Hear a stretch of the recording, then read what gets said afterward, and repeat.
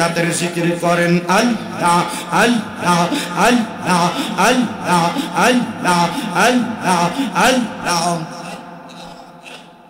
আল্লাহ মুর্শিদ বাবা মাওলানা আমরা তোমার দিওয়ানা মুর্শিদ বাবা মাওলানা আমরা তোমার দিওয়ানা আমায় তুমি বইলা যাইও না মুর্শিদ মাওলানা আমরা যাইতো মাঙা দিওয়ানা মারহাবা আল্লাহ জবানটা কইরা আল্লাহ রে আল্লাহর একটা শরম নাই আল্লাহ মুর্শিদ বাবা মাওলানা আমরা তোমার দিওয়ানা গাজীপুরি মাওলানা আমরা তোমার দিওয়ানা আমায় তুমি বইলা যাইও না মুর্শিদ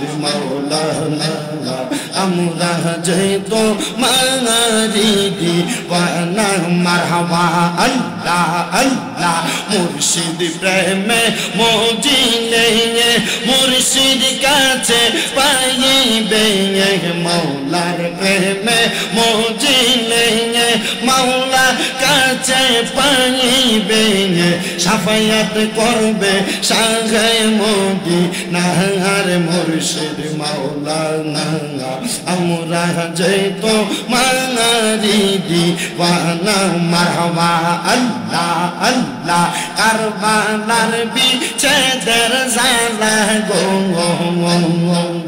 হায়রে অন্ত রে সোহে না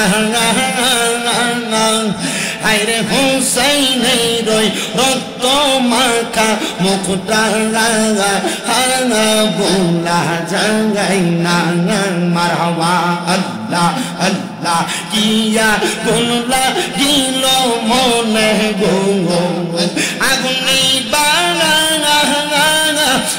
আইলে নিবে না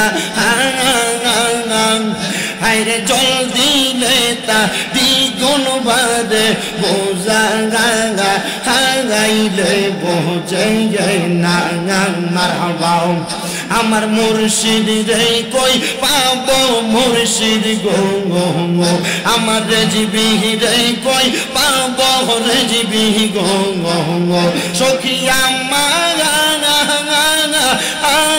রে বলো না আমার মুর্শিদ বিনে কে বুঝিবে মনে রি যন্ত্রণা মারহাবা আল্লাহ আল্লাহ আমার মুর্শিদ বিনে কে বুঝিবে মনে রি যন্ত্রণা মারহাবা আল্লাহ আল্লাহ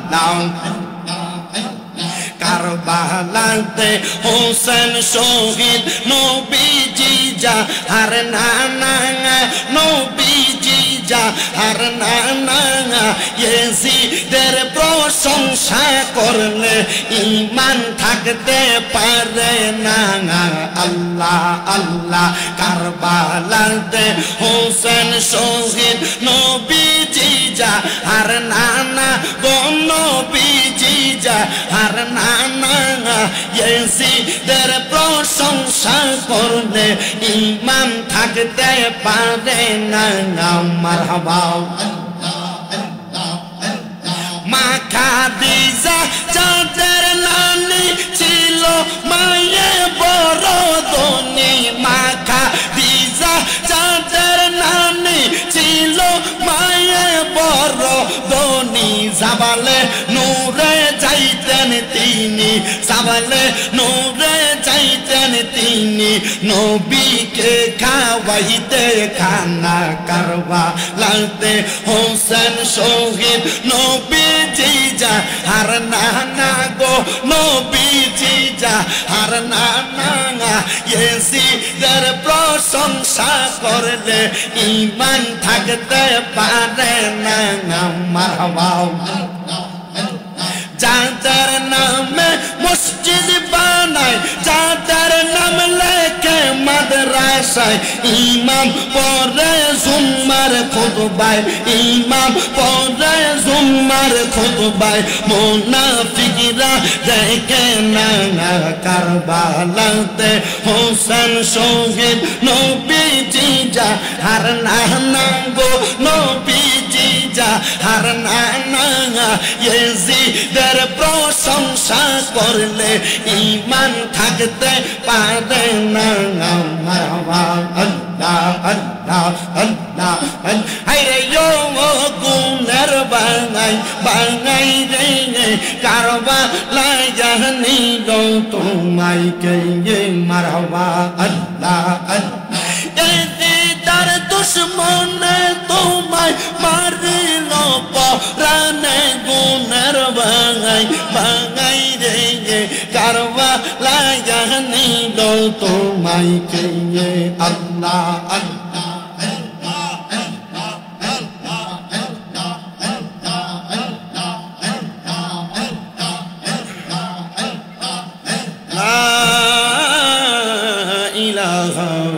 ইল্লাল্লাহু মুহাম্মাদুর রাসূলুল্লাহ সাল্লাল্লাহু আলাইহি ওয়াসাল্লাম।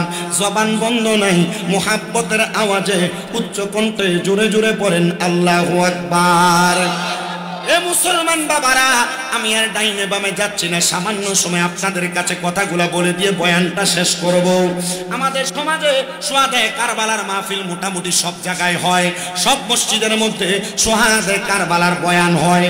আমি আসার সাথে সাথে আমার একজন চাচা যে আমারে বলতেছে, হুজুর কারবালার বয়ান সবাই করে, রাদিয়াল্লাহু তাআলা আনহুর গলা মুবারকের মধ্যে যে ছুরি চালাইলো ওই দুষ্ট শিমর, দুষ্ট ইয়াজিদ ইবনে জিয়াদ, তারা ইমাম হোসেনকে কতল করার পর তাদের অবস্থাটা কি হয়েছিল এই ওয়াজটা কিন্তু কেউ করে না। আমি বলবো বাবা, ওই দুষ্ট ইয়াজিদ, দুষ্ট শিমর তারা কেমনে মারা গেছে একটু মনোযোগ দিয়ে শুনলে আপনারা বুঝতে পারবেন। বলো হুজুর কেন? কারণ মনে রাখবেন, বাংলার সমাজের ভিতরে নামের মুসলমানের অভাব নাই, মাথার মধ্যে টুপি থাকে, শরীরের মধ্যে পাঞ্জাবি থাকে, সুন্দর দাড়ি থাকে, কিন্তু মুসলমান পরিচয় দিয়া নবীর শানে গোস্তাকি করে এমন অবস্থাও আছে না নাই? আপনারা হয়তো সবাই তো দেখেছেন, এই যে চাঁদপুরে একজন মসজিদের ইমাম সাহেব, মাথার মধ্যে টুপি, শরীরের মধ্যে পাঞ্জাবি, মসজিদের মধ্যে দাঁড়ায় দাঁড়ায় খুতবা দেয়, কিন্তু আমার নবীরে পিয়ন বলে সাব্যস্ত করছে এটাও মৌলবী। আবার হোসেন রাদিয়াল্লাহু তাআলা আনহুর পক্ষে যারা কথা বলে তারাও মৌলবী। কিন্তু হুজুর আর হুজুরের মধ্যে পার্থক্যটা কি? এই পার্থক্যটা কারবালার ময়দানে হয়ে গেছে। কোথায় হয়েছে? কথা কয় না, কোথায় হয়েছে? কারবালার ময়দানে ইমাম হুসাইন রাদিয়াল্লাহু তাআলা আনহুর তাবুর মধ্যে সদস্য ছিল ৭২ জন, আর কারবালার ময়দানে ওই দুষ্ট ইয়াজিদের দলে মানুষ ছিল ২২,০০০। কয় হাজার? এই ২২,০০০ সৈন্যের মধ্যে ৭,০০০ ছিল কোরআনে হাফেজ। কয় হাজার? তার মানে কোরআনে হাফেজ হয়ে গেছে। এটা সিনার মধ্যে কোরআন আছে, এটা শুনলে পাগল হওয়া যাবে না। ওই কোরআনে হাফেজের মধ্যে ৭,০০০ ছিল কারবালার ময়দানে ইয়াজিদের পক্ষে। ৩,০০০ মুফতি সাহেব ছিল, যেই মুফতিরা ইয়াজিদের পক্ষে হয়ে ইমাম হুসাইনের বিরোধিতা করেছে। ৩,০০০ মুফতি, তার মানে বোঝা যায় নামের আগে মুফতি দেখলো পাগল হওয়া যাবে না। আগে দেখতে হবে মুফতি আর হাফেজ সাহেবের সিনার মধ্যে নবীর প্রেম আছে কিনা, দেখতে হবে মুফতি আর হাফেজ সাহেবের সিনার মধ্যে আহলে বায়াতে রাসূলের প্রেম আছে কিনা। চাঁদপুরের মসজিদের মধ্যে যে ইমাম দাঁড়ায়া নবীজিকে পিয়ন বলেছে, আল্লাহকে বস বলছে, প্রেসিডেন্ট বলছে, ওই ইমামের ঈমান নাই। ঈমান যদি থাকতো নবীজির ব্যাপারে পিয়ন শব্দ ব্যবহার করত না, কারণ আমার নবীজির শানের ব্যাপারে বাজে মন্তব্য যারা করে, আমরা একটাই কথা মনে করি, মান সাব্বা নাবিয়ান ফাকতুলু, যারা আমার নবীর শানে গোস্তাকি করে এরা সাতেম, এদেরকে ফাঁসি দেওয়া লাগবে। এদের শাস্তি হইল কতল করা, কতল করা, কতল করা। কথা কন্যা ঠিক কিনা?